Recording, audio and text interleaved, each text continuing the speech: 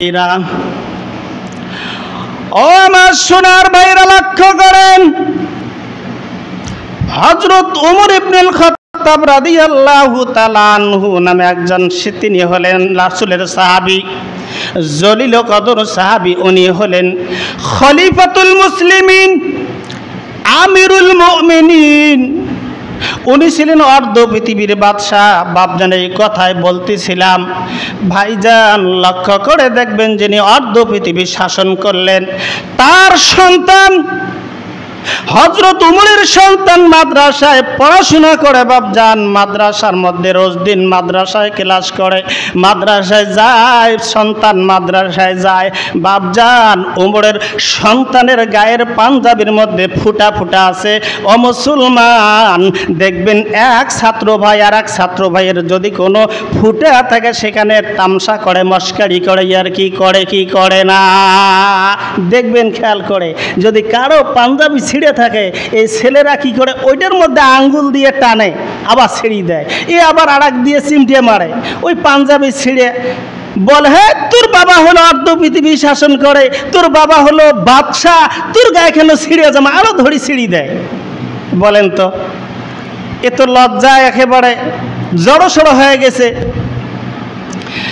আমার প্রিয় ভাইরা, এই সন্তান বাসায় গেল, সন্তান বাসায় গিয়ে কাঁদতে কাঁদতে অস্থির হয়ে গেল।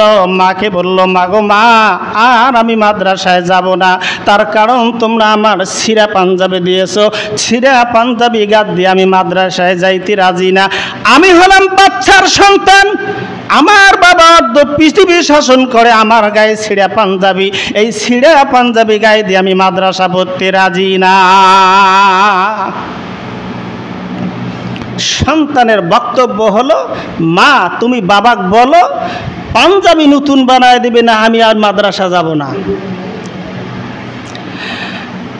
আমার ভাইরা, হযরত ওমরের বিবির সঙ্গে সঙ্গে চামড়া দিয়ে সন্তানের পাঞ্জাবির ফুটাগুলো বন্ধ করে দিচ্ছে।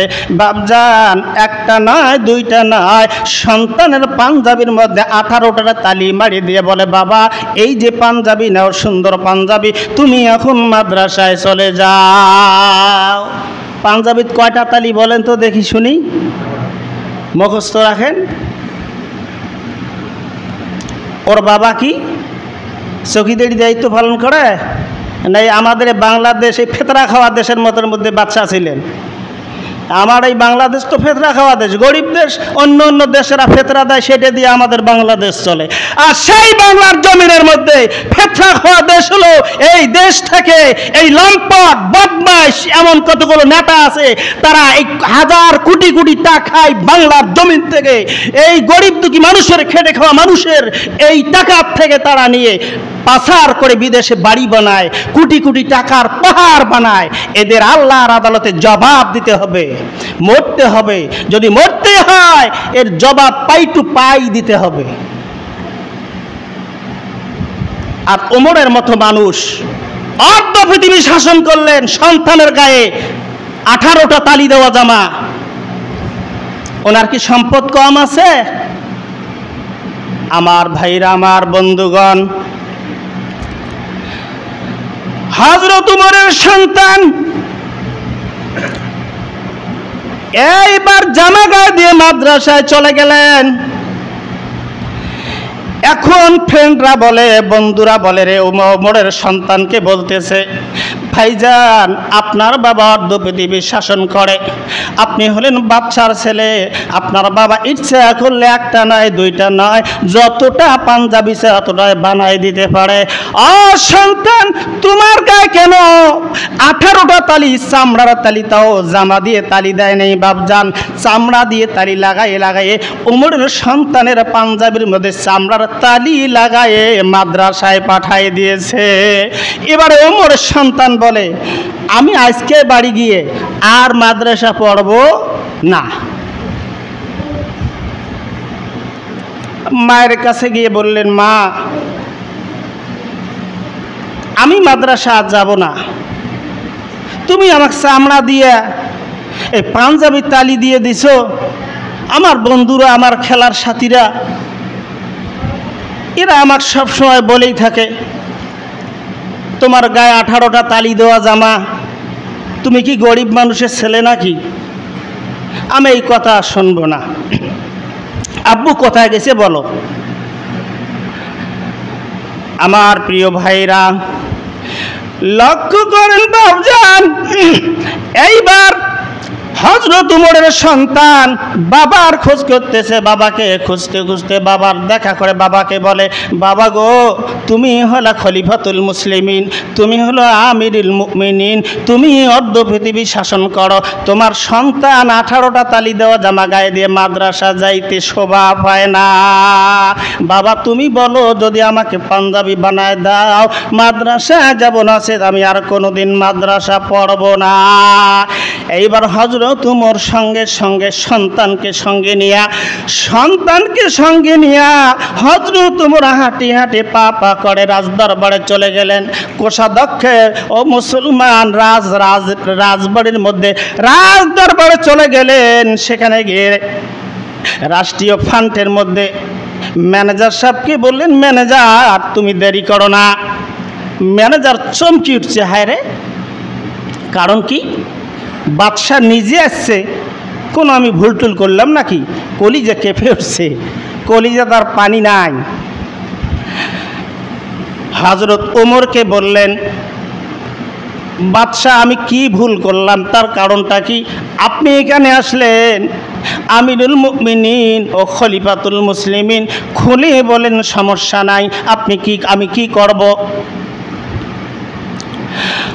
হযরত উমর ডাক দিয়ে বললেন, ও ম্যানেজার, আমাকে যেই বেতন দিয়েছো রাষ্ট্রীয় ফান্ড থেকে, আমার যেই বেতন ছিল বেতন শেষ হয়ে গেছে। সন্তান বলতেছে, একটা পাঞ্জাবির আবদার করছে, আমি ভেবেছি রাষ্ট্রীয় ফান্ড থেকে ম্যানেজারের কাছ থেকে অন্তত কমপক্ষ হলে 3টা দিনের অগ্রিম বেতন নিয়ে একটা সন্তানকে পাঞ্জাবি বানায় দিতাম। বলেন সুবহানাল্লাহ। অগ্রিম বেতন কয়দিন কে? 3 দিন। এখন ম্যানেজার বলতেছে, আমিরুল মুমিনিন খলিফাতুল মুসলিমিন, আপনি যদি বলেন এখনই এখানে যত রাষ্ট্রীয় সম্পদ আছে সব আমরা দিতে প্রস্তুত, সমস্যার কিছু নেই, আপনি বলা দেরি। কিন্তু আমিরুল মুমিনিন, একটা শুধু কথা বলি, আমার সোনার ভাইরা, ম্যানেজার ডাক দিয়ে বললেন, ম্যানেজার বললেন, ও আমিরুল মুমিনিন খলিফাতুল মুসলিমিন, শুধু একটা কথা বলবো, আপনি বলেন তো দেখি, আপনি 3 দিন বেঁচে থাকবেন কি? যদি 3 দিনকার গ্যারান্টি দিতে পারেন, আমি এখনই আপনাকে 3 দিনকার বেতন দিয়ে দেব। বলেন সুবহানাল্লাহ। কেউ পারবে দিতে? কোনো গ্যারান্টি আছে? জীবন হলো মেড ইন চায়না, আর জীবন হলো মেড ইন চায়না, সেকেন্ডে নাই ওয়ারেন্টি, আগামীকাল বেঁচে থাকবে কে দিয়েছে গ্যারান্টি, আগামীকাল বেঁচে থাকবে কে দিয়েছে গ্যারান্টি। হযরত ওমর থমকে দাঁড়ালো, হায় রে, আমিরুল মুমিনিন, আপনার কি কলিজায় ভয় নাই আল্লাহর? হযরত উমর সঙ্গে সঙ্গে চোখের পানি ছেড়ে দিয়ে কান্না শুরু করে দেন, হায় রে, আমি কি বেঁচে থাকবো? এই গ্যারান্টি আছে? এটা তো আমি দিতে পারবো না গ্যারান্টি। কয় বাবা, সন্তানের মাথার মধ্যে হাত বুলাই দিয়ে হযরত ওমর ইবনুল খাত্তাব রাদিয়াল্লাহু তাআলা আনহু ডান হাতখানা সন্তানের মাথার উপরে দিয়ে বলে, বাবা রে, ও সোনার চাঁদ কলিজার টুকরা, আমি অর্ধ পৃথিবী শাসন করতে পারি, আমি অর্ধ পৃথিবী শাসন করি, আমি হলাম আমিরুল মুমিনিন, কিন্তু তোমাকে একটা পাঞ্জাবি বানায় দেওয়ার আমার কোনো ক্ষমতা হলো না। বাবা, তোমাকে শুধু দোয়া করে দেই বাপজান, তোমার উপরে মহান আল্লাহর রহমত হবে, আল্লাহ রাব্বুল আলামিন রহমত নাজিল করবেন, বরকত দান করবেন, মহান আল্লাহ তোমাকে মাফ করে দিয়ে আল্লাহ জান্নাত দান করে দিবে। বলেন সুবহানাল্লাহ। চলো বাবা, চলো বাড়ি যাই। আমি বলতে চাই হযরত উমর দেশ শাসন করেছে অর্ধ পৃথিবী, আর বর্তমান একজন চকিদারের ছেলে হলে দাফটোর, ওর দাফটে বগল দিয়ে যাওয়া যায় না। হায় রে হায়, পাতি মস্তান বোঝেন তো নাকি কন? পাশার মধ্যে চাম নাই, পাশার চাম পাশাত ক্ষয় হয়েছে। উয়ের দাঁত দেখলে মাথায় খারাপ। প্যান্ট পরে কেমন তাক জানেন? লম্বা কথা, কোরআন থেকে ইতিহাস থেকে বলতে গেলে আরো অনেক দূর যাওয়া লাগে। আমি যাচ্ছি না, সময় হলে আরেকদিন বলবো ইনশাল্লাহ। টাচ দেই কেমন, এরা প্যান্ট কোন প্যান্টগুলো পরে তাক জানেন? না হলো 5-7 জনে তালাক দিছে, সেগুলি আবার 30 টাকা 50-60 টাকা পাওয়া যায় না। এই তালাকিগুলো আনিয়ে পিঁধিয়ে বাবা মস্তানি দেখলে মাথায় খারাপ। হায় রে, একটা কথা মনে হল, কথা না বললেও আর হয় না। মলবি যায় সকালবেলা মক্তব পড়ায়, কতগুলো মলবি দেখেন তো নাকি কন, সাইকেলও চড়ি যায় না। তার ঠান্ডার দিন, কনকনা শীত। এখন এমন শীতের সময় কয়েকজন বন্ধু মিলি উমরা আসবে নাকছে। তো এমন সময় আসার সাথে ওই রাস্তার মধ্যে দেখা আর এক বন্ধুকে, বন্ধু তুমি এখানে থাকো, আমি একটু প্রসাব করি আসি। এখন প্রসাব করবে বসছে বেড়া।